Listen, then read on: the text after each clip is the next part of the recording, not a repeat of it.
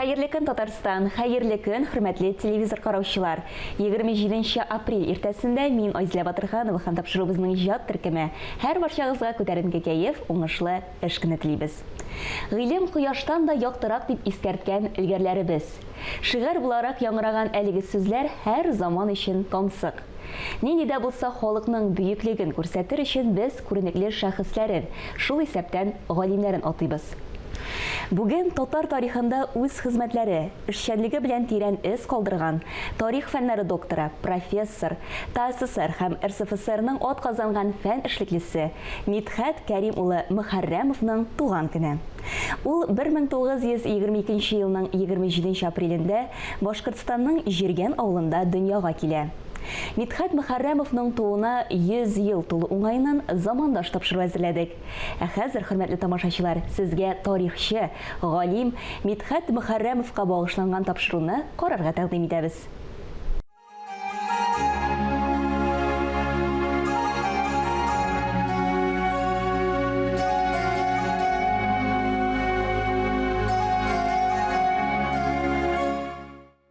Һәр милләтнең уңай сыйфатларын, мәдәни һәм гыйльми үсеш дәрәҗәсен билгеләүче күренекле шәхесләре була. Алар шул халыкның тәрәккыятына билгеле бер дәвердә нәтиҗәле йогынты ясый, халык яшәешенә рухи көч-куәт өсти. Нәкъ шундый шәхесләрнең берсе Мидхәт Мөхәррәмов.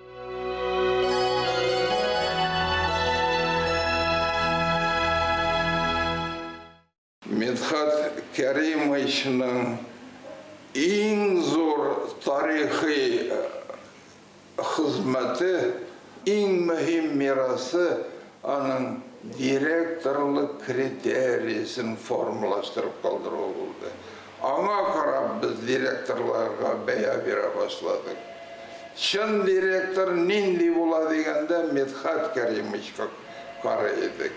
Ул шуны эшләп калдырды. Мидхәт Мөхәррәмов исемен ишетүгә аның кул астында эшләгән хезмәткәрләр, аралашкан кешеләр күңелендә җылы тәэсир, бер горурлык хисе туа. Аннан соң эшләгән җитәкчеләр дә галимне зур хөрмәт белән искә ала.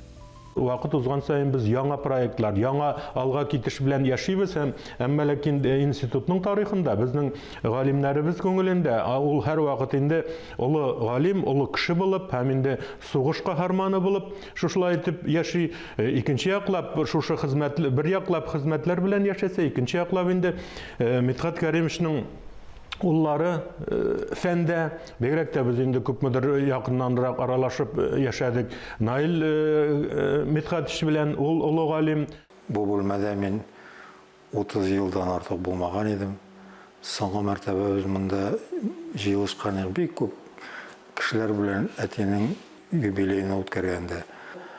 Бик зур ихтирам йөзеннән ул сөйләде бергә эшләгән иптәшләре турында. Бер кайчан да мин аннан ишеткәнем булмады. Кемнеңдер ниндидер беләсезме, менә күңеле кайтара алган килеш бөтен кеше турында аның яраткан сүзе бар, бик тырышып эшли ул дип. Ул үзе дә бик тырышып эшләгән дәрәҗәле галим. 20 ел буена Галимҗан Ибраһимов исемендәге Тел, әдәбият һәм сәнгать институтын җитәкли. Әлбәттә, институт белән җитәкчелек итүгә ул очраклы рәвештә билгеләнми. Башта аспирантура тәмамлый, Казан авиация институтында укыта. Аннан институтның гыйльми сәркатибе булып эшли. Соңрак тарих бүлеге секторына билгеләнә. Шушы рәвешле сыналганнан соң гына Мидхәт Мөхәррәмов җитәкче итеп тәгаенләнә. Мин педагогия институтының ректоры булганда, мине ул шушы институтның гыйльми совет составына керткән иде. Мин аның вакытында шушында эшләп бирдем.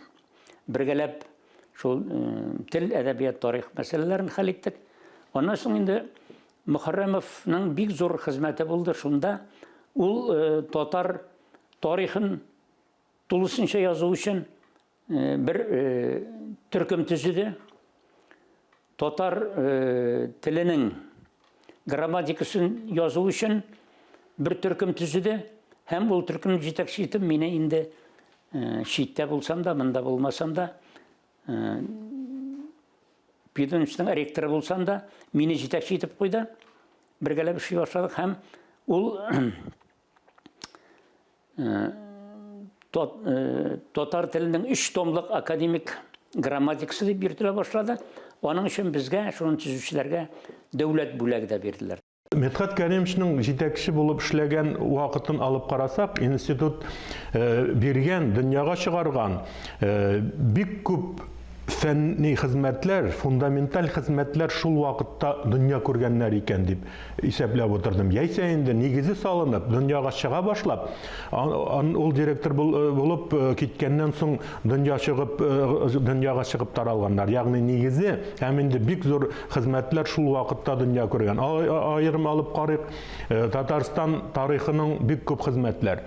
Безнең халык иҗатының 12 томлык зур басмасы, шулай ук Медхат Кәримович эшләгәндә инде шактый гына томнары дөнья күргән иде. Аңлатмалы сүзлекнең 3 томлыгы шул вакытта дөнья күргән. Менә шушы әйтгәндә русча, татарча танылган шушындый 60-нчы еллар ахырында чыккан сүзлекләр. Алар барсы да, ягъни фәннең, фундаменталь фәннең, академик татар гуманитар фәненең бик күп юнәлешләре Медхат Кәримович заманында эшләнеп, нигезе салынып, дөньяга чыга, дөньяга инде тарала башлаган булган. Бер кемгә бер кайчан бер нәрсә кычкырмас, кирәген сабыр гына аңлатып әйтер иде.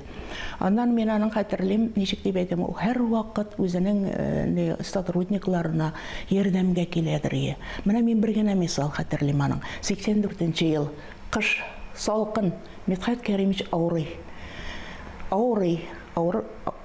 Шул вакытта Риф Галәветдин улы Хәйретдинов докторлык диссертациясы яклаячак иде Ленинградта. Ул вакытта Ленинград дип аталадыр иде. Һәм Медхат Кәримович аның беренче оппоненты. Медхат Кәримович авырый нишләргә? Медхат Кәримович шул вакытта үзенең бөтен авыруын җиңеп, аның докторлык диссертациясына оппонент булырга барды. Бармаса да буладыр. Мин үзем диссертациялар яклау советында эше белән яхшы таныш, кайбер кешеләр андый чиракта үзләренең отзывларын гына җибәрәләр иде. Ләкин Медхат Кәримович иптәш яклый чит шәһәрдә, Казаннан еракта, аңа барырга кирәклеген зарур дип сизгән ул, зарур дип белгән. Нәкъ шундый сыйфатларга ия булган өчен Медхат Мөхәррәмовны аталарча кайгыртучан җитәкче иде дип искә ала замандашлары. Ул фәнни эшчәнлекне дә тиешле дәрәҗәдә алып бара, бәйрәм чаралары, табигатькә сәяхәтләр дә оештыра. Шул рәвешчә хезмәт коллективын берләштерә. 8 март бәйрәме һәрбердә, яңа ел бәйрәме. Аннан соң бит элек вакытта правкомнар бар иде. Ул правкомнар гөрләп торалар иде. Без кайда булса поездкаларга барадыр, нәрсә булса да оештырадыр. Ул елларда ил башында торучылар тарихны күбрәк идеология буларак кулланган заман. Аны фән итеп өйрәнүче, дөреслекне төпченүчеләр бик нечкә кыл өстендә йөри. Институт эшчәнлеген дәүләт куркынычсызлыгы хезмәткәрләре даими тикшерә. Чыңгыз хан рәсеме, Гаяз Исхакый әсәрләре белән кызыксыналар. Әмма 38-нчы еллар кайтавазын белеп эш иткән җитәкче ул сынауларны да уза. Күпмедер дәрәҗәдә обком өчен һәм шундый югары оешмалар өчен куркыныч тудырырлык нәрсә итеп тә карадылар. Чөнки ул татар халкының тарихын, әдәбиятын, телен, культурасын, сәнгатен өйрәнә торган бердән-бер академик институт. Ул шуның башында иде. Медхат Кәримовичка хәтле килгәнчә тел әдәбияты институтына кагылышлы күп вакыйгалар булды. Аз сүзле булса да Медхат Мөхәррәмов үз фикерен дәлилләп ышандыра белә. Ул сыйфаты аңа өлкә комитеты шымчыларын җиңәрлек көч бирә. В Казани в обкоме партии работала одна страшная личность, противная. И вот он устроил, Медхат Кәримович тогда, страшный процесс. Тогда вышла его книга, называлась «Октябрь. Национальный вопрос в Татарии». Да. Была такая книжка, у него хорошая книжка. Это хорошая Да, книга. хорошая книжка была, да. И он пришел, этот Тимофеев, туда, построил всех, сам ушел, а потом говорит, вы должны осудить эту книжку. Потому что он успевает вот татар, таких как Вахитов, там, Султан Галеев и так далее. Он очень мужественно защищался, вот ничего не могу сказать. Понимаете, да? Я проникся к нему тогда очень большим уважением. Әлі ол теманы язуда өзі бір батырлық болғандар деп санаймын. Чөнки анда теләсә нәрсә язып булмый. Гадәт булганча язам дисәң, сине әле син булдырганча язасыңмы ни диярлек. Хәтерләре бар. Демократия булмаган дәвр. Biz aның kıyafetinden görüp tanıdırıyık. Mithat Kerimich anda bulgan. Onu anda nersilerin ini sözler bulgan, biz yayında aның tanış түгел. Mithat Kerimich'in koy bir sıfatlarını aytam. Hatan kız gelip kira anın kabinetine. Ol Büyük Vatan Savaşı invalid, bir ayağı yok. Toyağına toyanıp ol basa. Hiçlikse anın neye hürmette mina şunday nide.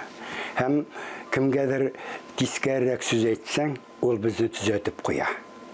Bizning istenagayız var ya koyağında yumur eyberlerinde biri üpkelemiz miken. Nechek miken mina şu çakırıp alıp bik yumuşakkına aytıp bizge aytıp nişe balay dip tügül bir koşanda. Ol gacep derecede kişiler bilen münasebette kültürel. Lakin prinsipiyaliye sözde yok. Ol için komünistiye bu sani bir eybet. Şimdi komünist olmayan yaki şol isim bilen gene nitip jirgenlerde köp buldu bit. Hem şunu kural iti faydalanışıyla olu yok. Әмма Хәрәмовның төп коралы намуслылык. Сугышка кадәр ул гомерен хәрби хезмәт белән бәйләргә тели. 1940 елда армия сафларына алына.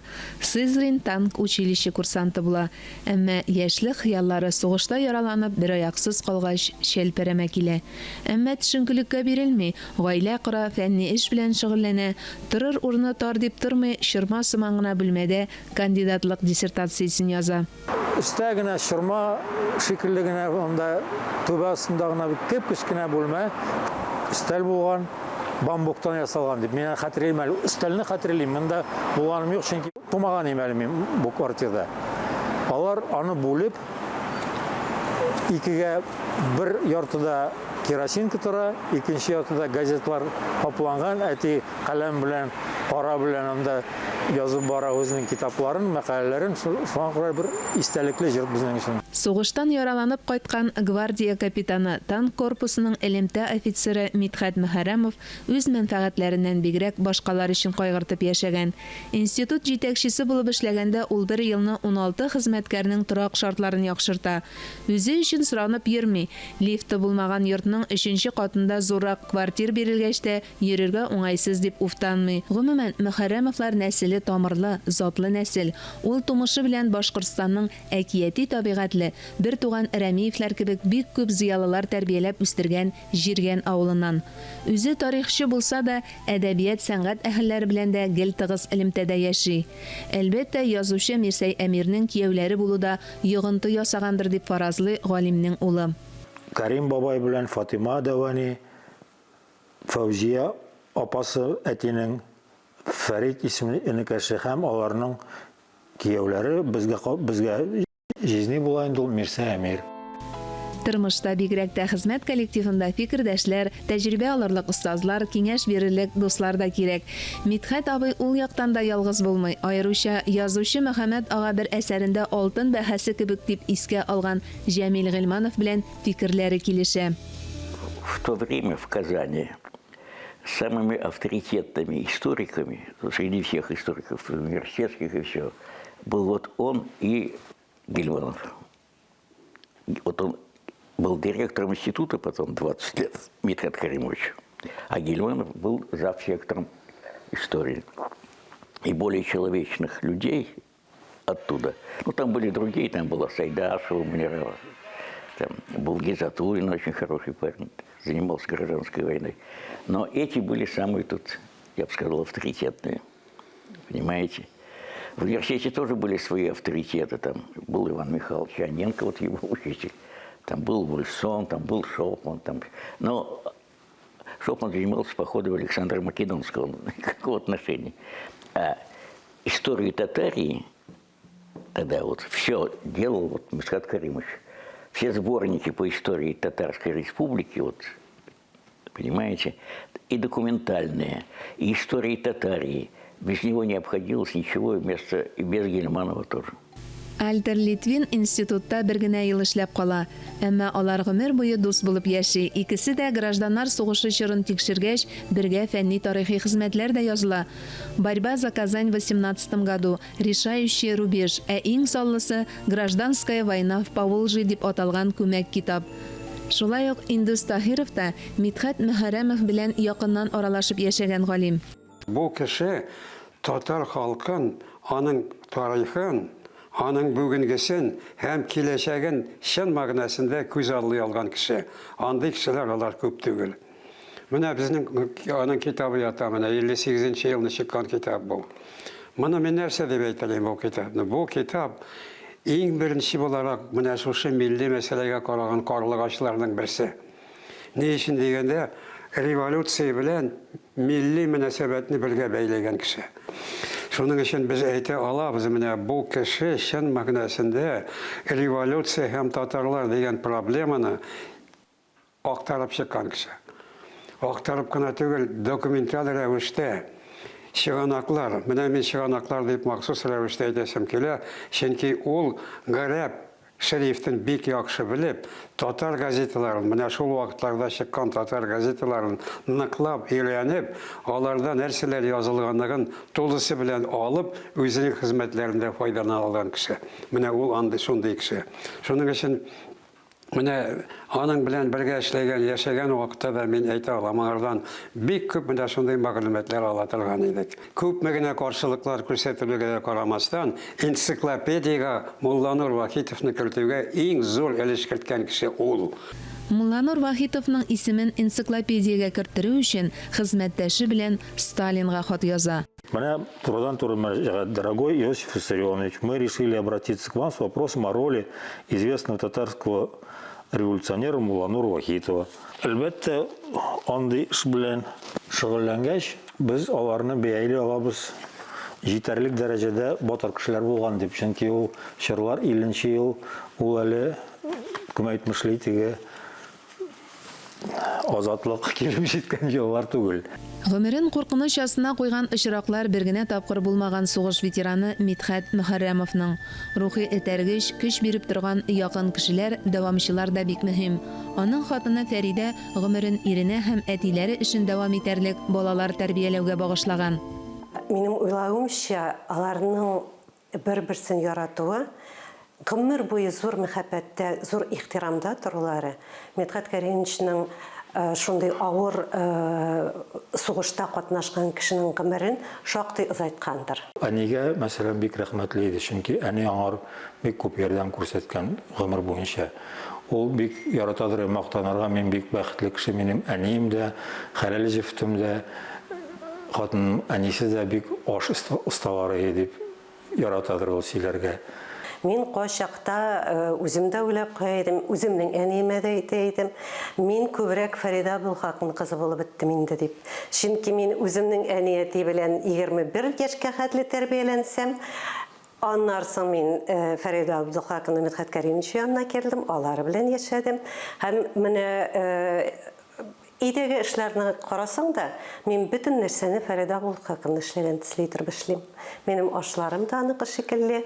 Әле зур улы алар идә булмаганда, мин яшәрәк чакта Фәрида Абдулхакның шалтыратып әйтә икән, әни бердә бер чылма ләйсән нәк синең төсле кыланы кичтән бөтен идәннәрне җуып жата дип. Ватан сугышы ордены, 2 тапкыр Кызыл Йолдыз ордены белән бүләкләнгән сугыш ветераны, галим Мидхәт Мөхәррәмовның эше бүген дә дәвам итә. Халык телендә китап язарлык язмыш кичергән шәхес диләр андый кешеләр турында. Ә китап бар ул, аның якты истәлегенә багышлап, гаиләсе һәм үзе эшләгән гыйльми институт хезмәткәрләре әзерләгән. Тарих, һөнәр, язмыш дип атала. Анда мондый шигъри юллар бар. Әйе исән, аның рухы исән, рухы якты нурдан кыйлган. Мидхәт исеме татар тарихына мәңгелеккә язып куелган.